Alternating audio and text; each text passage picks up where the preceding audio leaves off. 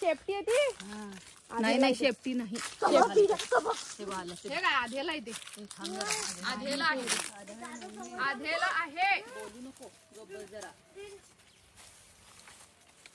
अडकलं ते, अडकलं जरा जाता येत नाही. आई दोन आहेत काय? एकच आहे, अडकलंय ते कशात तरी, अडकलंय तिथं.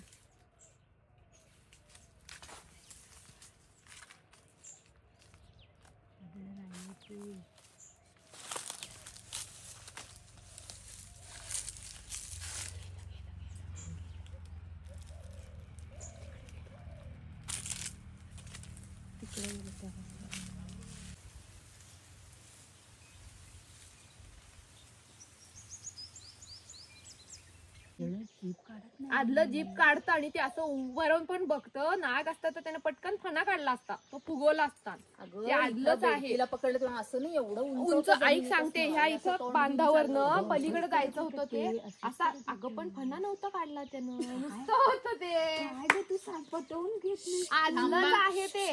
रोज बघते त्याला. कन्फर्म करूया. काला कलर नाही. काला कलर कशा? अगं कात का टाकली असेल त्यानं. दीदी मी सांगतो तुला, जगनंदनची इथं होता ना तो काला साप होता. आदलं होता पण ते आदलं होतं. मग ह्यानं कात टाकली असेल. चला जाऊ दे, चला ब्राऊन सगळे रंग सगळ्या रंगात असतं आदलं. ते जाऊ दे. चल आता ते बांधूया काय ते उरलेलं बांधा तुम्ही. अरे राम, सीन झाला, एक सीन मिळाला नवीन.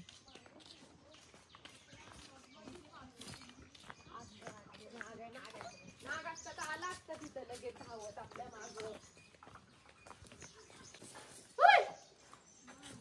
ओय ना, येतेस ना?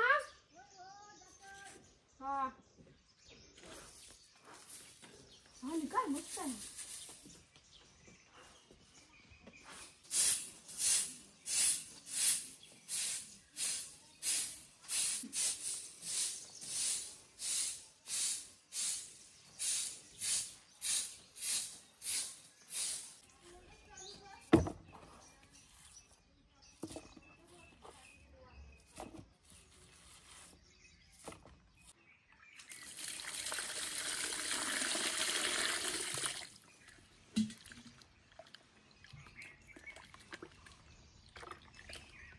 जिथे गुढी उभी करायची आहे तिथलं आता सगळं हे मी झाडून घेतलेलं आहे आणि आता सारवायचं आहे. होळीला इथे आमची घरची होळी उभी केलेली होती. म्हणजे जसं आपण गावामध्ये बाकी होळ्या असतात तसे घरची पण आमच्याकडे असते. तर ही घरची होळी जी आहे ती आता अशी आडवी पडलेली आहे, पण ही आत्ता काढायची नसते. जेव्हा गुढी उभी करायची असते, म्हणजे तो जो जेव्हा कोंडा उभा करायचा ते चालू असतं त्यावेळेला हे काढायचं असतं. म्हणजे हे काढून गुढी उभी करायची असं आमच्या गावामध्ये केलं जातं. त्यामुळे ह्याच्या बाजूने मी आता सारवून घेते आहे. पूर्वीच्या काळात जेव्हा सारवणं करायचे तेव्हा घरातलं असेल, ओसरीवरचं असेल किंवा अगदी लागून जे खळं आहे तर ते हातानं सारवलं जायचं. वेगवेगळ्या पद्धती होत्या सारवायच्या. मी जे आता सारवणार आहे ते अगदी बाहेरच्या बाजूला आहे आणि काय होतं, माती असते जमिनीवरती, त्यामुळं तेवढं हाताने सारवून होत नाही. म्हणून मी आपण जसं सडा मारतो त्या प्रकारे मी सारवेन किंवा खुट्टापरा म्हणजे झाडू जो असतो, खराटा असतो, तर त्याच्याने पसरवून मी आता सारवणार आहे. पातळ केलेलं आहे जास्त शेण हे.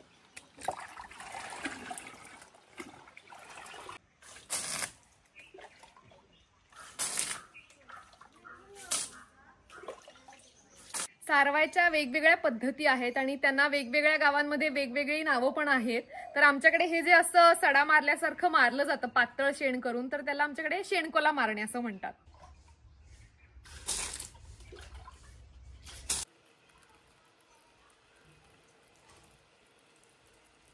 गुढीसाठी मी घरीच साखरेची माळ बनवते आता.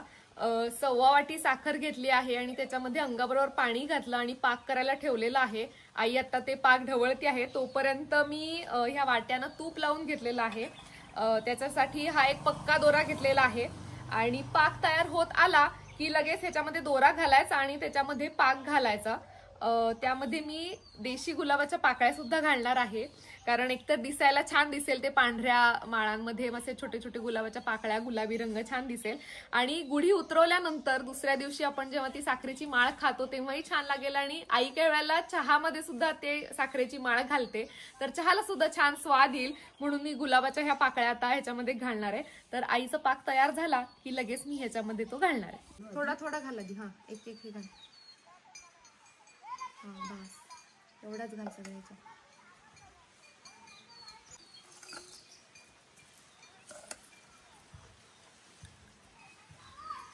आणि वरून पण घाल, म्हणजे इकडून तिकडून बसेल. हा, मस्त. साधारण 15 मिनिटं झालेली आहेत आणि आता हे तयार झालेलं आहे. फक्त थोडंसं असं ढकललं, कारण वाटीला तूप लावलेलं आहे, थोडं ढकललं की हे लगेच निघतं.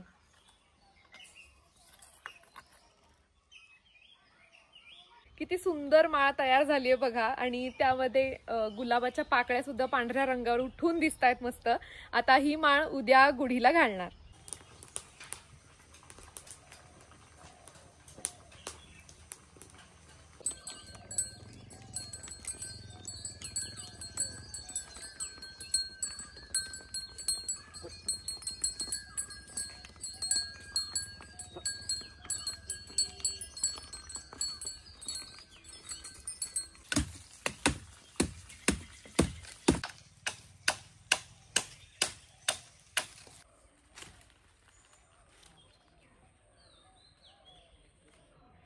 गुढीसाठी हार करायचा आहे, त्यामुळं झेंडूची घरची फुलं काढतेय आणि थोडी पांढऱ्या चाफ्याची पण फुलं काढलेली आहे.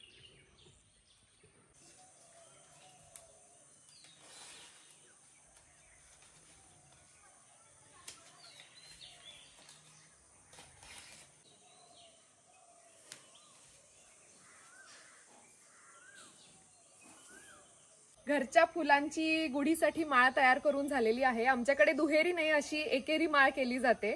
आणि आता चला गुढी उभी करूयात.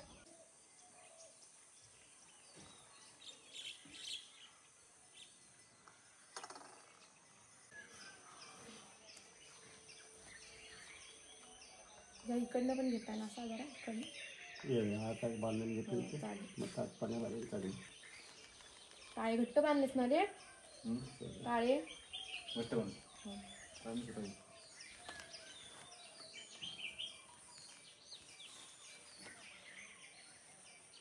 खाली बांध, तिकडे खाली बांध.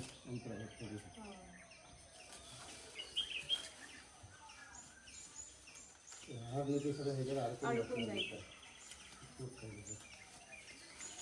नायलॉनची दोरीच आहे ना, जरा असं सरकणार नाही ना.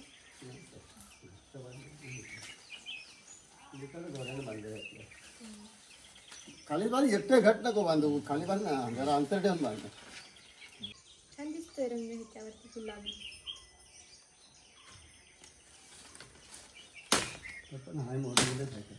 अजून भरायला पाहिजे काहीतरी. तो काय वाकडा राहिला तरी चालतो, चांगला थोडासा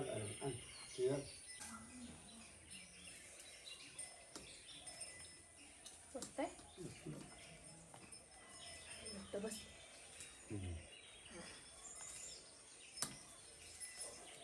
ना घट्ट. आता ठीक आहे.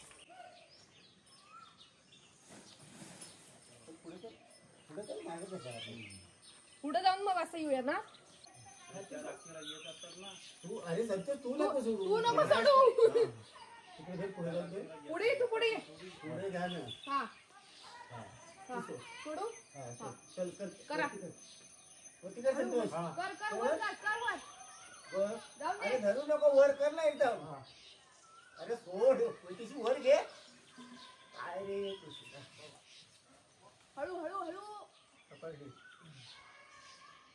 हा नाही गेला ना, काय नाही पूर्ण गट्टी धक्का नाही लागणार. दगड लागला का रे? दगड लागला. ओला करून घ्या होता. नको.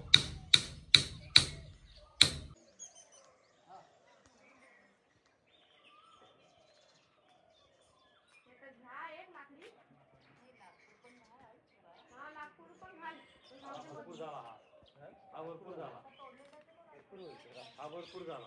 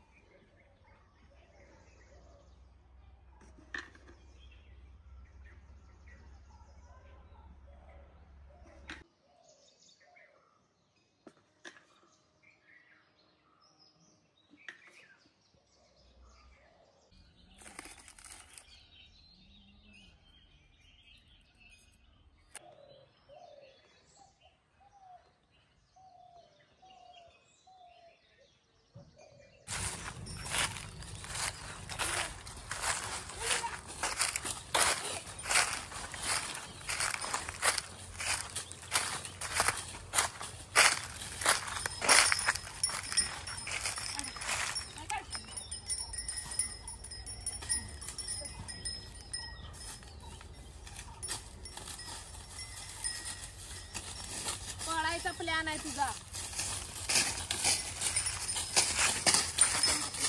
पडला तर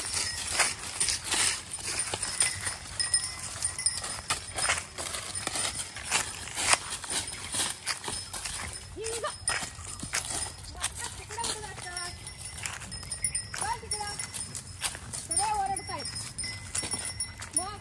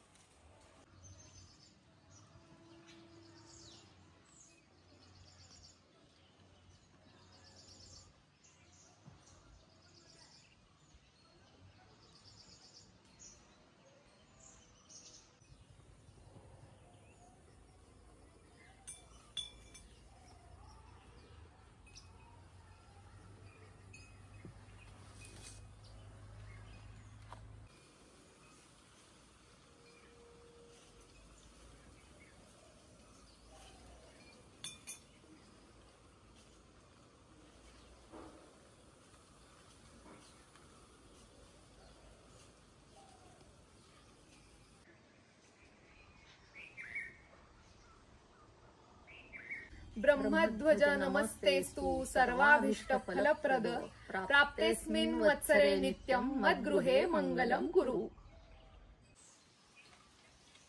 अनंताची मस्त आले दादा अगदी. मोठं घालतेस? घाल घाल घाल. गुढीचा आवाज येतोय का? कोंडा होतोय त्याचा.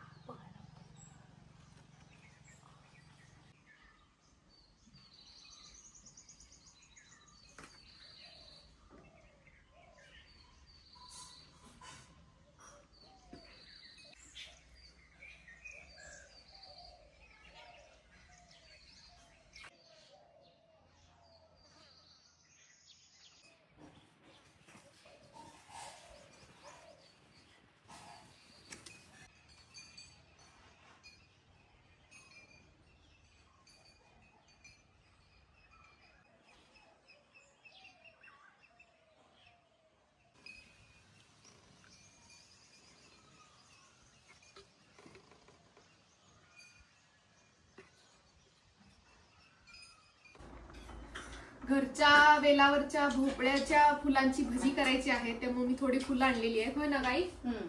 आणि सांडगी मिरची पण आहे ना. आता मी पुऱ्या लाटते.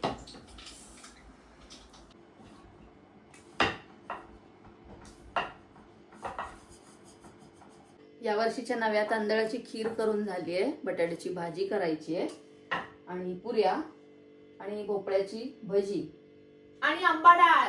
हा, तर माझ्या पुऱ्या झाल्या की तुम्हाला आंबा डाळ कशी केली ती रेसिपी दाखवते काय.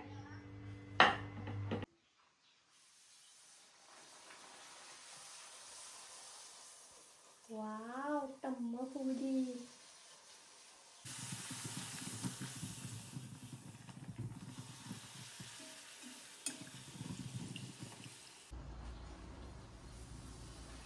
आता 12:30 वाजलेले आहेत आणि आता माझ्या पुऱ्या तळून होत आहेत. त्यानंतर भजी करणार आणि मग नैवेद्य दाखवणार.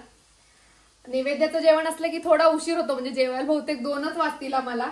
पण असं असलं की जरा मस्त आवडीचे पदार्थ खायला मिळतात, त्यामुळे एखादा दिवस चालतं. टम्म फुगलेल्या पुऱ्या तयार आहेत. आजपासून चैत्र चालू झालाय आणि त्यामध्ये चैत्र गौरीचं नवरात्र सुरू होतं. त्याच्यासाठी आंबा डाळ तिच्या आवडीची आहे म्हणून ती केली जाते. तर आज ती केलेली आणि कशी करतोय ते आता बघूया आपण. हरभऱ्याची डाळ भिजत घालायची हम्म. आणि त्यानंतर व्यवस्थित भिजल्यानंतर मग मिक्सरवरती अर्धवट फिरवून घ्यायची, म्हणजे थोडीशी डाळ लागली पाहिजे. त्यानंतर कैरी, कोथिंबीर, सुकं खोबरं नाही, आत घालताना कैरी, हिरवी मिरची, मीठ, साखर एवढं घातलंय. सुकं खोबरं, कोथिंबीर इथं ठेवलेलं आहे वरण घालायला. नेहमीसारखी फोडणी केली आहे आणि ह्या तळ्याच्या मिरच्या असतात चांगल्या, त्या त्याच्यात घालायच्या चुरून. हे कालवलं की आंबा डाळ तयार. चाल, आई मिरच्या चुरडतीये. ते झालं की फोडणी ह्या चुरडलेल्या मिरच्या, खोबरं, कोथिंबीर हे सगळं ह्याच्यामध्ये घालायचं, मिक्स करायचं की तयार. कैऱ्या आता येतात त्यामुळं थोड्या आंबट म्हणजे कमी जास्त असतात त्या. त्यामुळे आपल्या आवडीनुसार मिरची आणि कैरी आवडीनुसार घालायचं, त्याला काही असं प्रमाण नाहीये. पण आंबट गोड चव पाहिजे, छान लागते आंबट गोड. घालू घाल. हलवून घे लागेल तसं. आणि फोडणी पण व्यवस्थित घालायची, उगाच असं काचकुच नाही करायचं, त्याच्यात छान लागतं. डाळीच्या पदार्थाला भरपूरच लागते फोडणी. खाली घाल जरा, खपेल तेवढं. हा चमचा हवाय का जरा मोठा? नको.